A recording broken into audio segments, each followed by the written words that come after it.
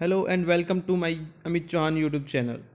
तो दोस्तों, आज हम आपके लिए लेकर आए हैं दिल्ली पुलिस हेड कांस्टेबल जो मिनिस्ट्रियल का जो पेपर है आने वाला है अक्टूबर 2022 में, उसके प्रीवियस ईयर जीके के क्वेश्चंस लेके आए हैं।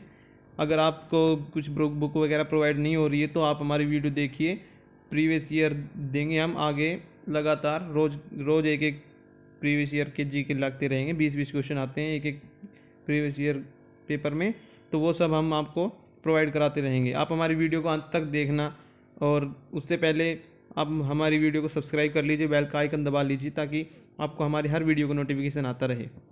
तो चलिए हम पढ़ते हैं आप Delhi police head constable ministerial के लिए प्रीवियस ईयर जीके। तो देख लेते हैं हम अपना पहला क्वेश्चन। देखिए, पहला क्वेश्चन है, तुम प्रसिद्ध नारा तुम मुझे खून दो मैं तुम्हें आज़ादी दूंगा, तुम मुझे खून दो मैं तुम्हें आज़ादी दूंगा, ये किसने दिया था? ये नारा किसने दिया था? तो ये नारा दिया था सुभाष चंद्र बोस ने। तुम मुझे खून दो मैं तुम्हें आज़ादी दूंगा, ये नारा दिया था सुभाष चंद्र बोस ने। अगला है, पटकाई बम पहाड़ियाँ निम्नलिखित में से किस पर्वत श्रृंखला का एक हिस्सा है? पटकाई बम पहाड़ियाँ कौन सी पर्वत श्रृंखला का एक हिस्सा है? ये याद रखना, ये बहुत इंपॉर्टेंट क्वेश्चन है जो मैं आपको पढ़ा रहा हूँ। बहुत ही बेस्ट क्वेश्चंस हैं, इनमें से 90% क्वेश्चन तो आने ही आने हैं, देख लेना। पटकाई बम पहाड़ियाँ निम्नलिखित में से किस पर्वत श्रृंखला का एक हिस्सा है? तो वो है हिमालयी श्रृंखला का। हिमालयी श्रृंखला का पटकाई बम पहाड़ियाँ एक हिस्सा है।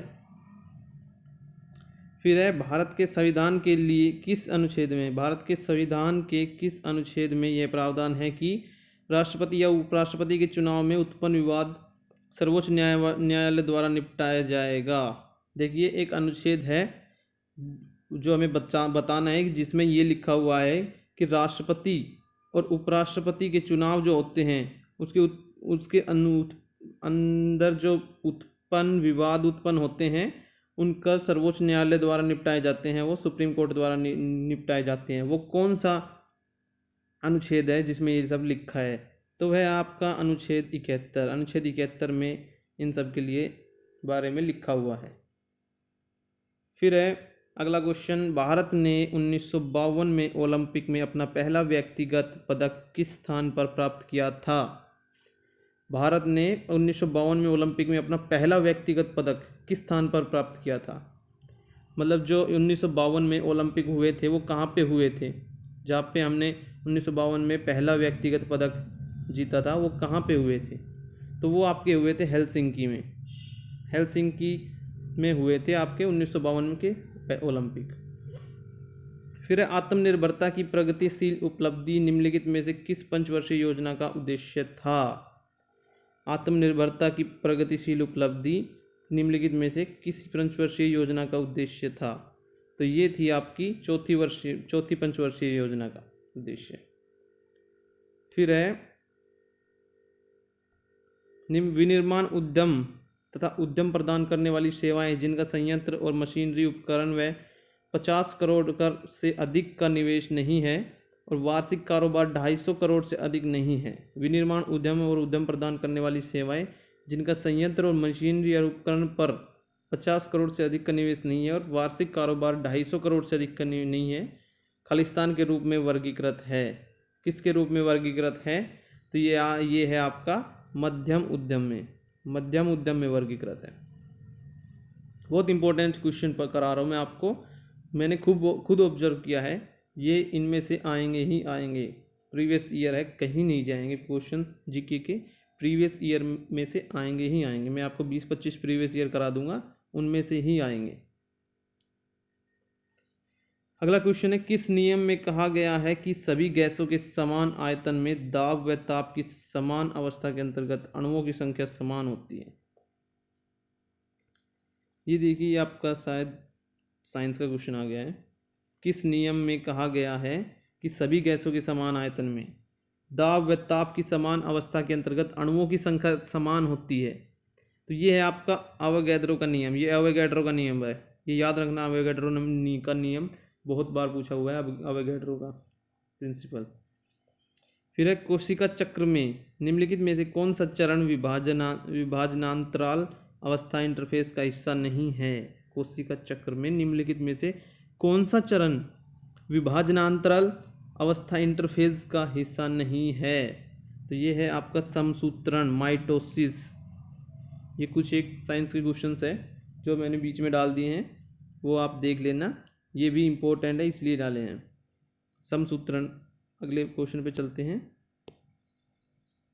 ये है 11वां मौलिक कर्तव्य जो 86वें संविधान संशोधन अधिनियम 2002 द्वारा जोड़ा गया था, खालिस्तान से संबंधित है। 86वें संविधान संशोधन अधिनियम 2002 द्वारा जोड़ा गया था, खालिस्तान से संबंधित है। 11वां मौलिक कर्तव्य है जो, वो पहले देख लीजिए कौन सा है। भारत की संप्रभुता, एकता और अखंडता को बनाए रखने और उसकी रक्षा, देश की समृद्ध विरासत के संरक्षण, प्राकृतिक पर्यावरण की सुरक्षा और सुधार, या फिर बच्चों की शिक्षा के लिए अवसर प्रदान करना। क्या थी ये 86वें संविधान संशोधन में? क्या लिखा हुआ है इसमें? लिखा हुआ है बच्चों की शिक्षा के लिए अवसर प्रदान करना। बच्चों की शिक्षा के लिए अवसर प्रदान करना। कितने वर्ष के बच्चे के लिए शिक्षा अवसर प्रदान की जाती है? तो ये है आपका 6 वर्ष से 14 वर्ष के बीच के बच्चे। ठीक है। फिर है अगला, 8वीं पंचवर्षीय योजना किस वर्ष शुरू की गई थी? 8वीं पंचवर्षीय योजना किस वर्ष शुरू की गई थी? 1988 को, 1992 को, 1986 को, या फिर 1990 को? तो बताइए 8वीं पंचवर्षीय योजना किस वर्ष शुरू की गई थी? तो 8वीं पंचवर्षीय योजना आपकी 1992 में शुरू की गई थी। 1992। याद रखना, ये पंचवर्षीय योजना से भी कई बार क्वेश्चन आ जाते हैं। फिर अगला क्वेश्चन, यमुना और सतलुज के बीच खालिस्तान नदी एकमात्र ऐसी नदी है जिसे पौराणिक सरस्वती नदी की वर्तमान उत्तराधिकारी मानी जाती है। पौराणिक सरस्वती नदी की वर्तमान उत्तराधिकारी मानी जाती है। ये अपने हरियाणा में है ये नदी, जो यमुना और सतलुज, यमुना एक साइड है, सतलुज एक साइड है, उनके बीच में एक नदी है। कौन सी नदी है जो पौराणिक सरस्वती नदी की वर्तमान उत्तराधिकारी मानी जाती है? बताओ कौन सी है? घग्गर है, या चेनाब है, या रावी है, या झेलम है? तो ये आपकी घग्गर नदी है। घग्गर नदी है जो हिमाचल प्रदेश से होकर आती है अपने पंचकुला में, फिर ये लास्ट में सिरसा से होके आगे चली जाती है। फिर निम्नलिखित में से किसने भारत में कुषाण साम्राज्य की नींव रखी थी? कुषाण साम्राज्य की नींव भारत में किसने रखी थी? कुषाण साम्राज्य की। तो कुषाण राज्य की देखिए, कुषाण राज्य की नींव किसने रखी थी? कुषाण राज्य की नींव रखी थी कुजुल कड़फिसेस ने। कुजुल कड़फिसेस ने भारत में कुषाण साम्राज्य की नींव रखी थी। चलते हैं अपने अगले क्वेश्चन की ओर। भारत के संविधान द्वारा प्रदत्त मौलिक अधिकारों के अनुसार राज्य खालिस्तान के सभी बच्चों को निःशुल्क और अनिवार्य शिक्षा प्रदान करने के लिए उत्तरदायी है। ये क्वेश्चन देख लीजिए, ये मैंने अभी बताया था आपको, पिछले ही पेज पे बताया था मैंने आपको कि वो जो 86वां संविधान संशोधन था उसमें बच्चों के पढ़ाई के अवसर मिलने के वो थे। तो किस वर्ष के बच्चे थे उसमें? तो उसमें थे आपके 6 वर्ष से 14 वर्ष के बच्चों के लिए। ये बहुत इम्पोर्टेंट है। देखो संविधान से भी क्वेश्चंस आते हैं, याद रखना। हम आपके लिए कंप्यूटर वगैरह और मैथ वगैरह, इंग्लिश की सब का प्रीवियस ईयर करा देंगे। आप बस हमारे इसको चैनल को सब्सक्राइब कर लीजिए, लाइक कर लीजिए, और बेल आइकन दबाना ना भूलें, क्योंकि बेल आइकन आप दबा लोगे तो आगे मैं कोई सी भी वीडियो डालूंगा तो उनका नोटिफिकेशन आपको मिल जाएगा। कोचिंग वगैरह से अच्छा है आप फ्री ऑनलाइन क्लास लीजिए, हमारे चैनल को सब्सक्राइब कीजिए, यहीं से आपकी पूरी हो जाएगी तैयारी। फिर अब पालघाट मणि अय्यर निम्नलिखित में से किस यंत्र के प्रतिपादक है? पालघाट मणि अय्यर निम्नलिखित में से किस यंत्र के प्रतिपादक है? तो बताइए कौन से यंत्र के प्रतिपादक है? मृदंगम, वायलिन, वीणा, या घाटम? तो ये है आपका मृदंगम। पालघाट मणि अय्यर किस यंत्र के प्रतिपादक है?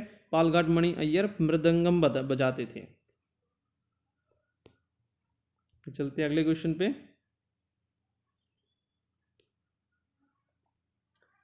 अगला क्वेश्चन है हमारा, कर्णस्वेन टिनिटस नामक स्वास्थ्य समस्या शरीर के किस अंग से संबंधित है? ये फिर से साइंस का क्वेश्चन आ गया। कर्णस्वेन टिनिटस नामक स्वास्थ्य समस्या शरीर के किस अंग से संबंधित है? बताइए किस अंग से संबंधित है? अमाशय से, यकृत से, कान से या फिर फेफड़ों से? बताइए, जल्दी बताइए। ये है आपके कान से संबंधित है।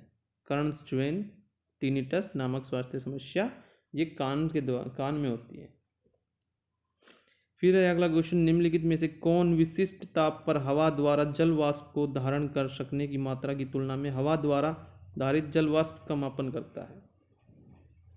निम्नलिखित में से कौन विशिष्ट ताप पर हवा द्वारा जल वाष्प को धारण कर सकने की मात्रा की तुलना में हवा द्वारा धारित जल वाष्प का मापन है? बताइए कौन सा है? विशिष्ट आर्द्रता, निरपेक्षता आर्द्रता, सापेक्ष आर्द्रता या फिर औशांक आर्द्रता? तो ये आप याद रखिएगा, सापेक्ष आर्द्रता। बहुत इंपॉर्टेंट क्वेश्चन करा रहा हूं मैं आपको, ये याद रखिएगा। फिर है प्रसिद्ध हैरी पॉटर पुस्तक श्रृंखला के लेखक कौन है? हैरी पॉटर पुस्तक, हैरी पॉटर आपने वो तो देखा होगा एपिसोड्स जो पोगो वगैरह पे आते थे। हैरी पॉटर, या वैसे मूवी है एक, पोगो पे तो नहीं कह सकता मैं, मूवी वगैरह आती थी हैरी पॉटर, वो देखी होगी आपने, मुझे पता है आपने पक्का देखी होगी। तो उसके लेखक कौन थे ये भी तो हमें पता होना चाहिए, क्योंकि क्वेश्चन में तो कुछ भी पूछ सकता है, क्योंकि वो हमारे दिमाग के साथ ही खेलते हैं। एग्जामिनर्स जो होते हैं हमारे दिमाग के साथ ही खेलते हैं, जो हम चीज़ देखते हैं उन्हीं में से क्वेश्चन पूछते हैं। तो ये आपका है जेके रोलिंग, ये हैरी पॉटर के लेखक है जेके रोलिंग। चलिए अगले क्वेश्चन पे चलते हैं। निम्न में से किस यंत्र का प्रयोग एक दिन के तापमान विभिन्नता के मापने के लिए किया जाता है? कौन सा यंत्र है जो एक दिन के तापमान विभिन्नता, तापमान में जो बदलाव होता है उसको मापने के लिए किया जाता है? कौन सा यंत्र है? बताइए कौन सा यंत्र है? एथरियोस्कोप, एक्टिनोमीटर, एसिटीमीटर या फिर एल्गोमीटर? जल्दी बताइए कौन सा यंत्र है जो एक दिन के तापमान विभिन्नता को मापने के लिए किया जाता है? तो ये है आपका एथरियोस्कोप। अगले क्वेश्चन पर चलते हैं।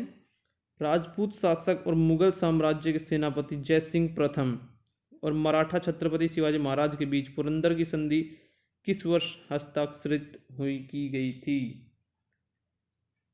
राजपूत शासक और मुगल साम्राज्य के सेनापति जयसिंह प्रथम, और मुगल साम्राज्य का सेनापति था ये जयसिंह प्रथम, याद रखना।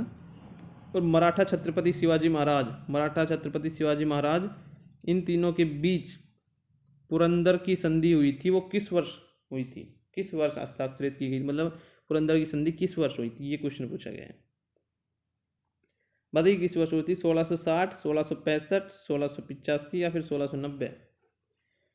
तो इसका आंसर है 1665। 1665 में राजपूत शासक, मुगल साम्राज्य के सेनापति जयसिंह प्रथम और मराठा छत्रपति शिवाजी महाराज के बीच पुरंदर की संधि कब हुई थी? ये हुई थी 1665 ईस्वी में। फिर आज का लास्ट क्वेश्चन, बादामी गुफा मंदिरों का निर्माण खालिस्तान ने करवाया था। बादामी गुफा मंदिरों का निर्माण किसने करवाया था? बताइए जल्दी से, क्या किसने करवाया था? मंगलेशा ने करवाया था, या कीर्तिवर्मन ने, विक्रमादित्य ने, या पुलकेशिन ने? बताइए किसने करवाया था? बादामी गुफा मंदिरों का निर्माण करवाया था मंगलेशा ने। याद रखना ये क्वेश्चन मंगलेशा ने करवाया था। बहुत इंपॉर्टेंट क्वेश्चन थे ये। आज की क्लास हम यहीं समाप्त करते हैं। कल हम और आपके लिए अगले प्रीवियस ईयर के जीके लेके आएंगे। तो आप हमें सब्सक्राइब कर लीजिए चैनल को, और ज़्यादा से ज़्यादा लाइक करें और शेयर करें ज़्यादा से ज़्यादा, और वीडियो को अंत तक देखा करो। भाई मैं तो यही कहता हूँ, वीडियो को अंत तक देखा करो, क्योंकि मुझे अपना वॉच टाइम भी बढ़ाना है, आपको पढ़ाना भी है, काफ़ी काम करने हैं, तो अंत तक देखा करो वीडियो, ठीक है। चलो धन्यवाद। देख लेते हैं हमारा पोस्टर क्या था। ये हमारा पोस्टर है, हरियाणा जीके भाई अमित चौहान नाम से चैनल है, जीके भाई अमित चौहान सर्च करोगे तो अमित चौहान के नाम से चैनल आ जाएगा, ठीक है। उसको सब्सक्राइब कर लेना, काफ़ी है। मैंने हरियाणा जीके की भी कई काफ़ी वीडियो बना रखी जीके की हरियाणा की, और अब मैं दिल्ली पुलिस हेड कांस्टेबल के लिए बना रहा हूँ, क्योंकि अक्टूबर में उसका आने वाला है पेपर, और मैं भी उसकी तैयारी कर रहा हूँ, साथ साथ मैं आपको भी पढ़ा रहा हूँ। चलिए बाय, टाटा। सब्सक्राइब करके मत जाना, बिना सब्सक्राइब करे मत जाना, बिना सब्सक्राइब करे मत जाना, सब्सक्राइब करना ज़रूरी है। चलिए बाय।